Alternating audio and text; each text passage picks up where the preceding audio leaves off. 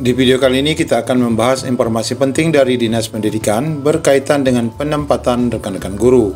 Bagi peserta yang mendapatkan kode PL alias mendapatkan penempatan tahun ini, lokasi formasi Bapak Ibu akan tertuang di SK dan SPMT. Dan ini Bapak Ibu kita akan lihat cek hasil rakor keputusan 6 Desember. Nah, bagaimana proses penempatannya sesuai keputusan rakor 6 Desember? Ikuti video ini sampai selesai.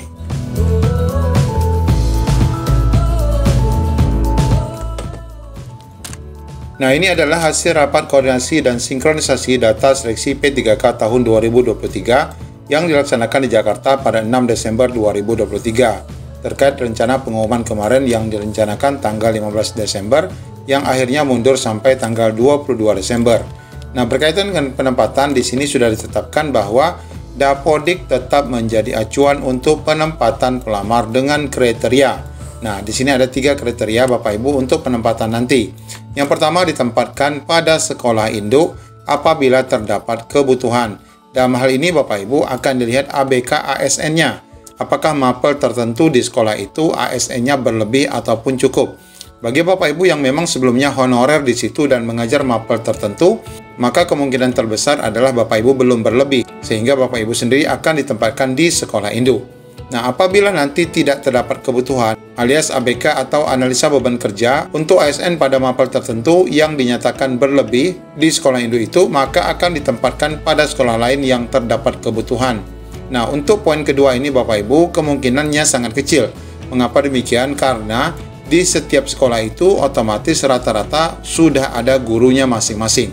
Nah, jadi kita akan berpatok pada penempatan yang ditetapkan di sekolah induk. Kemudian penempatan pelamar pada sekolah lain tidak menggeser guru non-ASN yang sudah mengajar di sekolah tersebut dan terdaftar di Dapodik paling lambat pada bulan Oktober 2022. Nah, bagi Bapak Ibu yang mendapatkan kode P dan kode TL alias tidak lulus, maka Bapak Ibu kan tetap di sekolah itu mengajar mapel tertentu. Nah, dengan adanya penempatan ASN di sekolah Bapak Ibu nanti, kalau memang dia adalah sekolah induk, maka otomatis dia akan menggeser Bapak Ibu. Tetapi jika poin kedua diberlakukan, yaitu di mana sekolah induk Bapak Ibu sudah berlebih, sehingga ASN itu ditempatkan ke sekolah lain, maka kebijakannya guru-guru yang tidak lolos itu tidak akan digeser dengan adanya guru ASN yang baru ini. Nah, ini keputusan terbaru yang dapat kita percayai di tanggal 6 Desember 2023. Nah, karena kemarin memang tidak ada penempatan di dalam pengumuman hasil seleksi P3K guru kemarin, maka otomatis nanti penempatan Bapak Ibu akan tertuang di dalam SK ataupun petikan SK P3K Bapak Ibu. Ini contoh petikan SK dari rekan-rekan yang kemarin. Nah, di sini akan ada unit kerja penempatan Bapak Ibu ya. Penempatan Bapak Ibu yaitu contohnya di SMA Negeri 20 Batam di bawah kewenangan Dinas Pendidikan Provinsi Kepulauan Riau. Ini contoh. Nah, sebelum Bapak Ibu menerima SK, nanti akan didului dengan surat pernyataan melaksanakan tugas atau kita sebut dengan SPMT, di mana surat inilah yang menjadi dasar pembayaran gaji Bapak Ibu. Nah, di sini disebutkan bahwa Kepala Dinas, ini juga Dinas Pendidikan ya yang mengeluarkan. Nah, ini menerangkan nama pegawai yang lulus. Nah, kemudian di sini terhitung tanggal berapa, contohnya nanti Bapak Ibu telah menjalankan tugas sebagai pegawai P3K di SMA Negeri 7 Tanjung Pinang contohnya. Nah, ini adalah penempatan yang nanti akan dimuatkan di dalam SPMT terlebih dahulu sebelum mengeluarkan SK. Atau bisa saja nanti SK dan SPMT ini dikeluarkan bersamaan. Nah, kalau di dalam SPMT ini adalah bukti ataupun dasar pembayaran gaji, sedangkan di SK ini bukan bukti pembayaran gaji karena di sini akan tertuang TMT ya. Ini TMT ya. TMT bukan dasar pembayaran gaji. Dasar pembayaran gaji itu adalah SPMT atau surat pernyataan melaksanakan tugas. Nah, sebagai tambahan Bapak Ibu, inilah Bapak Ibu informasi juga dari Dinas Pendidikan berkaitan dengan rekan-rekan yang sedang akan ditempatkan sesuai dengan keputusan dinas.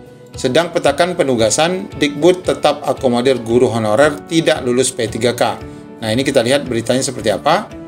Dinas Pendidikan Dikbud Provinsi NTB, pada prinsipnya semua nih Bapak Ibu, karena memang penempatan itu akan dilakukan oleh Dinas Pendidikan, sedang melakukan pemetaan penugasan bagi guru honorer yang baru lulus P3K. Pemetaan penugasan bagi guru P3K yang baru lulus ini dilakukan oleh pemerintah daerah yang sebelumnya menjadi domain pemerintah pusat. Nah, kan sebelumnya formasi itu ada di sekolah-sekolah dan itu sudah diusulkan sejak usulan formasi ke Menpan RB. Tapi untuk tahun ini tidak Bapak Ibu ya, semuanya berkumpul ke Dinas Pendidikan. Siapa yang nanti lulus, guru-gurunya, maka gurunya akan mendapatkan formasi itu. Nah, saat ini Dinas Dikbud NTB sedang melakukan pemetaan penugasan itu. Karena P3K sekarang ini SK ataupun surat keputusan penugasannya tidak lagi dari pusat, tapi dari daerah. Demikian dijelaskan Kepala Dinas Provinsi NTB, ID Furqan. Ditambahkan adanya penugasan dari daerah ini, maka sekolah yang membutuhkan guru tidak lagi kekurangan, termasuk tidak menyebabkan guru P3K menumpuk di sekolah tertentu, sehingga menyebabkan kekurangan jam mengajar bagi sekolah bersangkutan. Selain itu, sekolah yang belum ketempatan guru P3K dan masih membutuhkan guru, pihaknya masih memberikan kesempatan. Nah, jadi memang dinas yang nanti akan mengatur lebih kurangnya rekan-rekan akan ditempatkan di mana sesuai dengan kebutuhan.